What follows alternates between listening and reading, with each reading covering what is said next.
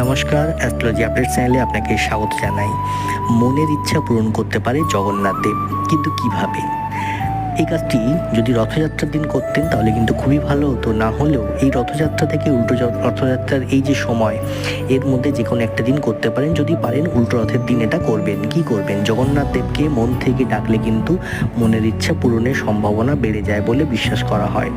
রথযাত্রার এই যে উল্টো রথযাত্রার দিন 11টি তুলসী পাতা নিয়ে নিজের হাতে প্রভুর জন্য মালা তৈরি করুন। তবে খেয়াল রাখতে হবে যে তুলসী পাতায় যেন ছেদ না পড়ে। সেই তুলসী পাতার যে ডাঁটিগুলো, সেই ডাঁটিগুলো দিয়ে সুতো দিয়ে মালা তৈরি করে সেই মালা জগন্নাথ দেব, বলরাম এবং সুভদ্রাকে পরিয়ে মনের বাসনার কথা আপনি জানিয়ে আসুন। এতে কিন্তু দারুণ ভালো কাজ হয়, দারুণ ভালো ফল পাবেন। যদি ভিডিওটি ভালো লাগে লাইক কমেন্ট শেয়ার করে অবশ্যই সঙ্গে থাকুন, আর অবশ্যই কাজটি করুন। দেখবেন আপনার দারুণ কিন্তু হবে, দারুণ কিন্তু উন্নতি হবে।